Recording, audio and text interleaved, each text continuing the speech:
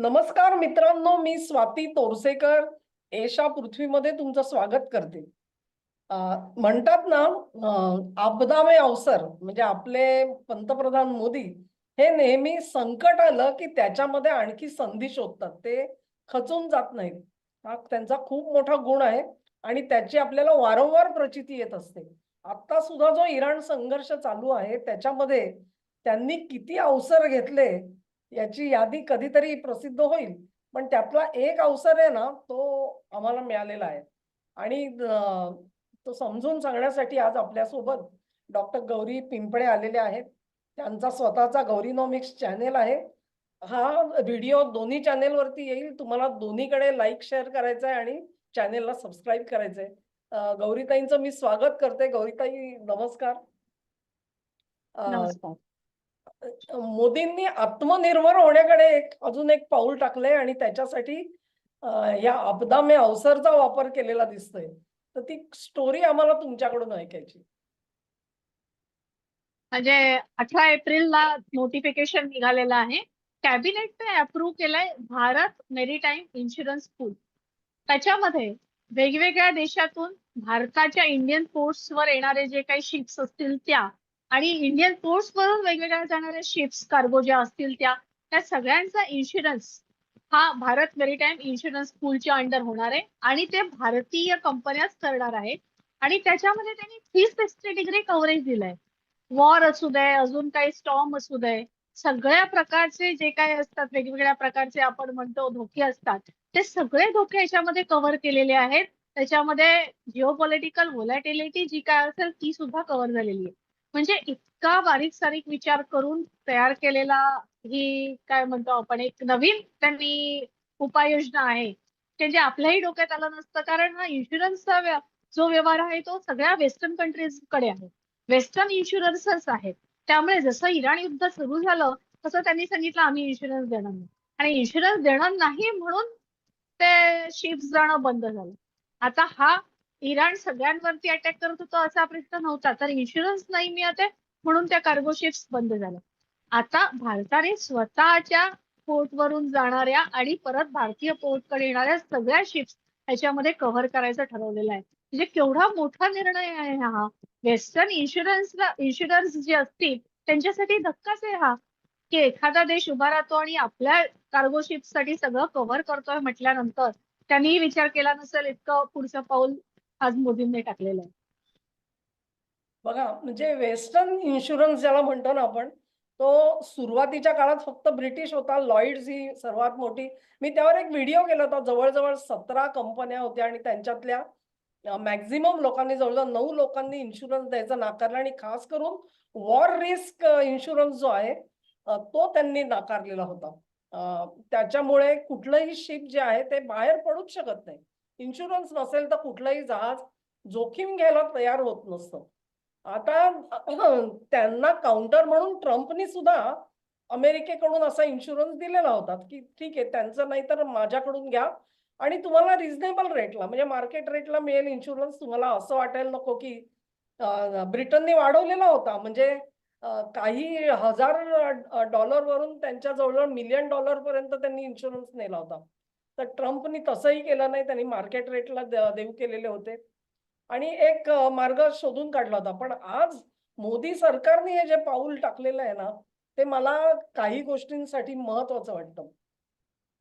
आता म्हणजे परत गौरीताईंना आपण प्रश्न विचारू, की कुठचाही इन्शुरन्स जो आहे, तो जर का वर्क व्हायचा असेल, उदाहरणार्थ आपण हेल्थ इन्शुरन्स घेतो. तर हेल्थ इन्शुरन्स जो आहे तो कंपन्या काय म्हणतात, की ठीक आहे तुम्ही यंग एज पासून पॉलिसी घ्यायला सुरुवात करा. म्हणजे काय होईल, तुम्ही ज्यावेळेला उतारवयाकडे जाल त्यावेळेला तुमचे प्रीमियमचे रेट भरमसाठ वाढणार नाहीत. एक विशिष्ट प्रोग्रेशननी जातील. नंबर 2, तुम्ही या वयात सुद्धा तुम्हाला काही हॉस्पिटलायझेशन लागलं किंवा आजारपण कारण कुठे कोणालाही येऊ शकतं. तर तुम्हाला त्याचं कव्हरेज मिळतं. आणि हे का केलं गेलं, की असम्पशन काय असतं जेव्हा रिस्क असेसमेंट केली जाते इन्शुरन्स लोकांची, त्याला ॲक्च्युरियल सायन्स म्हणतात. ज्यावेळेला 1,00,000 लोक अशा प्रकारे प्रत्येक जण 1,000, 5,000, 3,000 रुपये देतो, तेव्हा एक गंगाजळी तयार होते. या 1 लाखातला प्रत्येक जण आजारी पडतो असं नाहीये. त्या 1 लाखातले समजा 100 आजारी पडले, तर ह्या सगळ्यांनी मिळून जमा केलेली जी रक्कम असते ना, त्यातून त्या 100 लोकांचा आजारपण, त्याचा खर्च आपण काढू शकतो आणि म्हणून इन्शुरन्स केला जातो. तुम्हालाच तसं होईल असं नाही. पिकाचा विमा घेतो आपण. सर्व प्रकारचा विमा कशावर चालतो? गाडीचा विमा काढता तुम्ही. का काढता? कारण प्रत्येक गाडीला अपघात होतो असं नाही. पण जेव्हा होतो तेव्हा फटका एवढा जबरदस्त बसतो, की सगळ्यांनी मदतीचा हात त्याच्यात दिलेला असतो. आता भारत ज्यावेळेला अशा प्रकारे इन्शुरन्स देतो आहे लोकांना, तर त्याचा अर्थ काय लक्षात घ्या, की अशा प्रकारे एक खूप मोठा पॉप्युलेशन जहाजांची ही त्याला कॉन्ट्रिब्यूट करेल अशी सरकारकडे अपेक्षा असणार आहे. कारण तुम्ही जर का असा इन्शुरन्स काढला आणि 100 लोकांनीच प्रीमियम घेतला. त्यातला एक जर का आजारी पडला तर कंपनी तोट्यात जाईल. त्यांना स्वतःच्या खिशातून पैसे द्यावे लागतील. कारण प्रीमियम मधून जे जमा झाले त्यातून तो खर्च निघूच शकणार नाही. पण 1 लाख लोक आले तर तो खर्च निघू शकतो. त्या सरकारला असं वाटतंय का, की एवढ्या मोठ्या प्रमाणामध्ये लोक येतील आणि जो काही आपण प्रीमियम घेऊ त्याच्यामधून अशी कॅलॅमिटी जर का आली काही, तर ती आपल्याला पार पाडता येईल? त्याच्यामध्ये एक महत्वाचं वैशिष्ट्य असं आहे की याच्यासाठी 12,000 कोटी हे केंद्र सरकार देत आहे. अच्छा. म्हणजे स्वतः सरकारच इन्व्हेस्टमेंट करताय. पण ते कोणासाठी करताय? तर ते भारतासाठी करताय आणि भारतीयांसाठी करताय. त्यांनी ते बिझनेस नाही काढलेला की कोणी यावं आणि आमचा इन्शुरन्स घ्यावा. हां. फक्त इंडियन पोर्ट्ससाठी आहे, म्हणजे इंडियन पोर्ट्स पासून जाणाऱ्या शिप्स आणि इंडियन पोर्ट्स वरती येणाऱ्या शिप्स. बाकी दुनियेमध्ये कोणी कुठेही जावं त्याचा या भारत मेरीटाईम इन्शुरन्स पूलशी संबंध नाही. हा इन्शुरन्स फक्त भारतात येणार आहे आणि भारतातून जाणार आहे. आणि स्वतः सरकार 12,000 कोटी इन्व्हेस्ट करताय म्हटल्यानंतर खूप मोठी रिस्क सरकार उचलतं ह्याच्यामध्ये. की कोण किती प्रीमियम देईल आणि किती नाही देईल हा भाग वेगळा. प्रीमियम तर असणारच आहे, विदाऊट प्रीमियम होणार नाही. पण सरकार जर स्वतःचे 12,000 कोटी बाजूला काढताय तर याचा अर्थ याचे रिस्क असेसमेंट किंवा ते कसं करायचं त्याची पूर्ण त्यांना माहिती आहे की कशा प्रकारे हे होईल आणि आपल्याला काय करावं लागेल. त्याच्याशिवाय एवढी मोठी अमाऊंट कॅबिनेटने अप्रूव्ह नाही केली. म्हणजेच याचा अर्थ असा, की कुठचाही धंदा जो असतो ना, तो जम बसेपर्यंत त्याचे पाय स्थिर राहावे लागतात.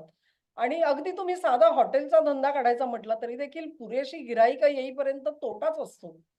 तसं इथे अनेक जहाजं ह्याचा लाभ घ्यायला सुरुवात करतील तोपर्यंत सरकारचं सहाय्याची गरज असते आणि तो मदतीचा हात आज केंद्र सरकारने पुढे केलेला आहे. पण मला एक खात्री आहे, की संपूर्ण जगामध्ये आज जितकी जहाजं इकडून तिकडे जात आहेत आणि ती वेगवेगळा माल त्याची ने-आण होते आहे. ताईंनी सांगितलं तसं जगभरात बंदरं आहेत आणि ती इथून तिथे जात असतात. पण भारताकडे जर का एखादं जहाज येत असेल किंवा भारतातून जात असेल, तर त्याचा अर्थ ती जी ने-आण झालेली आहे, ती भारतीयांसाठी झालेली आहे.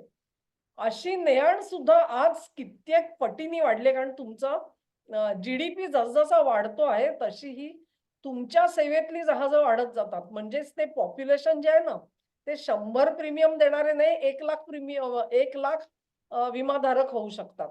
कारण तेवढ्या जहाजांच्या फेऱ्या वाढलेल्या आहेत आज. दुसरं असं, की संपूर्ण जगामध्ये तुमचे अदानी सारखे जे व्यावसायिक आहेत, त्यांनी वेगवेगळ्या ठिकाणी पोर्ट्स सुद्धा डेव्हलप केलेली आहेत. कदाचित त्या पोर्टवरती येणारा जो काही कारण पोर्ट तुमचं असलं, की काय तुमचीच जहाजं तिकडे येणार असं नाही, उरलेले पण येत असं.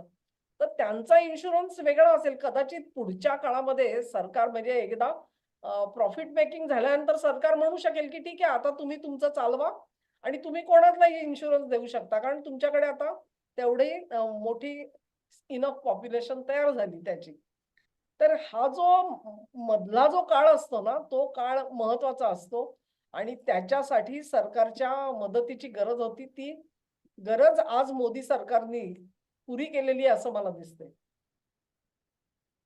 ह्याच्यामध्ये एक गोष्ट सांगायची, आत्ताच काल परवा मला वाटते बातमी आली, मोदींनी ट्विट पण केला होता. श्रिम्पचा एक्सपोर्ट, हां. कोलंबीचा एक्सपोर्ट तो फार मोठ्या प्रमाणावर वाढला. म्हणजे कोलंबीचा एक्सपोर्ट हा मोस्टली अमेरिकेमध्ये जात होता. अमेरिकेची बंधनं आली, टॅरिफ वगैरे लागल्यानंतर असं झालं की आता त्याच्यावरती परिणाम होईल, कोलंबी जाणार नाही. पण ती इतक्या वेगवेगळ्या देशांना गेली की आतापर्यंत एका वर्षात आपण जो एक्सपोर्ट करत होता तो 25% एक्सपोर्ट वाढला. म्हणजे आपली जहाजं जगाच्या सगळ्या भागामध्ये जात आहेत. म्हणजे कोलंबीच्या एक्सपोर्ट वरती निगेटिव्ह इफेक्ट होईल असं म्हटलं होतं, पण निगेटिव्ह इफेक्ट झाला नाही. उलट बाकीच्या देशांनी मागणी केली आणि बाकीच्या देशांची मागणी आपण पुरवत आहोत. म्हणजे इतक्या मोठ्या प्रमाणात आपल्या शिप्स पण तशा एक्सपोर्ट साठी घेऊन जात आहेत. त्या दृष्टीनेही हे पाऊल असेल. बरं, बिझनेस कसा वाढणार आहे बघा. म्हणजे महाराष्ट्रामध्ये एक वाढवण बंदर होणार आहे. त्या वाढवण बंदराचं जे कामकाज आहे ते इतकं आहे की आज भारतात जेवढी बंदरं आहेत ना, त्या सगळ्यांची बेरीज केली तर त्यापेक्षा मोठी क्षमता एका वाढवण बंदरामध्ये तयार केली जाते आहे. म्हणजे आज जर का शिपिंग लाईनमध्ये 1,00,000 फेऱ्या होत असतील, तर कदाचित वाढवण सारखी बंदरं गुजरातमध्ये तयार होते तुमच्या ढोलेरामधलं, तेही पूर्ण अजून झालेलं नाहीये. आणि इतर ज्याला आपण जशी सागरमाला म्हणत होतो त्याला त्या प्रोजेक्टला, तर त्या सागरमाला मधली ही पोर्ट्स ज्यावेळेला सगळी ऍक्टिव्हेट होतील त्यावेळी हा धंदा 10 पट होणार आहे आणि तेव्हा तुम्हाला ह्या इन्शुरन्सच्या पावलाची किंमत कळेल. आज एक वामनाचं पाऊल, एक पाऊल पडलेलं आहे. पण त्यावेळी जेव्हा बिलियन्स ऑफ डॉलर्सचा बिझनेस तयार होईल, तेव्हा तो सगळा भारताच्या ताब्यात असणार आहे आणि अन्यथा तो कुठे गेला असता? ब्रिटिश इन्शुरन्स कंपन्यांना गेला असता, नाहीतर मग आता ट्रम्प तात्यांनी काढलंय त्या अमेरिकेकडे गेला असता. आजही आपल्या ज्या शिपिंग लाईन्स आहेत त्या सगळ्या तोच इन्शुरन्स आजवर घेत होत्या. आता भारतीय उपलब्ध आहे म्हटल्यानंतर ते त्याच्याकडे कल दाखवतील आणि आपली आपली ब्रिटनने का केलेलं होतं त्यांचा इन्शुरन्स? कारण त्या काळामध्ये ब्रिटन हा संपूर्ण जगाशी आर्थिक व्यवहार करत होता ना. संपूर्ण जगाकडून जे सगळे शिपिंग लाईन्स कशा तयार झाल्या, इन्शुरन्स त्यांच्याकडे का डेव्हलप झाला? कारण त्यांना लक्षात यायला लागलं, अरे माझं जहाज येते, एखादं जहाज बुडलं तर त्याला जो जबरदस्त तोटा होतोय तो भरून काढायचा मार्ग म्हणून इन्शुरन्सची कल्पना आली त्या काळामध्ये. आणि तो जो बिझनेस डेव्हलप होत गेला तो इंटरप्ट झाला नाही कुठेही. त्यांचं प्रभुत्व तयार झालं त्याच्यावर. आज तुम्ही एक पाऊल पहिलं टाकलेलं आहे आणि हे खूप मोठं असतं. एकच पाऊल असतं. सोलर एनर्जी सुद्धा मोदींनी सुरू केली त्यावेळेला सगळे त्यांना हसत होते. 16 रुपये युनिट कोण घेणार आहे म्हणून. आज काय अवस्था आहे? आज सोलर एनर्जी हा तुमचा एक मोठा आधारभूत असा एनर्जी मेकर तयार झालेला आहे. तर ही सुद्धा वाटचाल ही तिथेच जाणार आहे मला तर खात्री आहे. आणि ज्याला म्हणतात आपदा में अवसर म्हणजे काय? ते परत एकदा सांगायचं झालं, ही जी स्कीम असते ना, ती अशी शिट्टी मारल्यावरती तयार होत नाही. याचा अर्थ ह्याच्यावरती वर्षानुवर्ष काम चालू होतं. फक्त ते काम अशा स्टेजला आलं आणि आता युद्धाची तुम्हाला अवसर मिळालेला आहे, की हां, इथे बघा, इथे आपल्या ज्या कंपन्या अडचणीत सापडल्या आहेत, मिलियन्स ऑफ डॉलर ते घेणार म्हणजे जे $1000च्या ऐवजी काही मिलियन पर्यंत रेट जेव्हा वाढलेले आहेत, तेव्हा आपल्या बाबा भारताकडे चला, कारण तो आपल्याला रिझनेबल रेट देईल. म्हणजे आर्थिक फायदा दाखवलेला आहे त्यांना आणि त्यांना जवळ ओढलेलं आहे. तेव्हा प्रोजेक्ट तर निश्चित काही वर्ष चाललेला असणार, पण ती जी चुणूक आहे म्हणजे शुभारंभ जो आहे, तो उत्तम मुहूर्त साधून केला गेलाय असं वाटतं मला. गौरीताई तुम्हाला कसं वाटतं? अगदी अगदी इतक्या परफेक्ट टायमिंगला आहे की आपला एक्सपोर्ट पण बऱ्याच देशांशी वेगवेगळ्या प्रकारचा वाढतो आहे. त्याच्यामुळे आपण नवीन केलेले ट्रेड डील्स बघितलंय तर त्याच्यासाठी हे गरजेचं पण होतं. त्याच्यामुळे तुम्ही अगदी बरोबर म्हणालात की आपदा मी अवसर, अगदी ती बरोबर सुवर्ण संधी साधलेली आहे आणि भारत मेरीटाईम इन्शुरन्स पूल त्यांनी अप्रूव्ह केलेला आहे. जरूर. म्हणजे उज्ज्वल भविष्य काळाकडे वाटचाल कशी चाललेली आहे देशाची एक छोटंसं पाऊल आहे आणि त्यातून त्यांनी आपल्याला सगळी चुणूक दाखवून दिलेली आहे. हे काँग्रेसला का करता आलं नाही याचं उत्तर माझ्याकडे नाही, कारण त्यांच्याकडे मुळात तेवढी दृष्टीच नव्हती आणि इतका जो विशाल पट मोदींच्या डोळ्यासमोर होता तो त्यांनी कधी डोळ्यासमोर आणलाच नसेल कदाचित. अ, ही ही खासियत आहे आणि म्हणून त्याच्यासाठी भले आम्हाला कोणी चिडवलं ना, आम्ही मोदी समर्थक आहोत तरी चालेल, काही हरकत नाही. पण अशा ज्या छोट्या-छोट्या गोष्टी आहेत ज्याच्यामुळे आमचं छाती भरून येते, अभिमानाने फुलते अक्षरशः. कारण हे पहिल्यांदा भारत काहीतरी करून दाखवतोय. हा व्हिडिओ तुम्हाला आवडला असेल अशी आशा करते. तुम्हाला आवडला असेल तर लिंक शेअर करा, व्हिडिओला लाईक करा, दोन्ही चॅनेलवर सबस्क्राईब करा. पुन्हा एकदा गौरीताईंचे आभार मानते की त्यांनी वेळ काढून आपल्याला या विषयाची माहिती दिली आणि एका महत्वाच्या गोष्टीकडे आपली तोंडओळख करून दिली. धन्यवाद. धन्यवाद.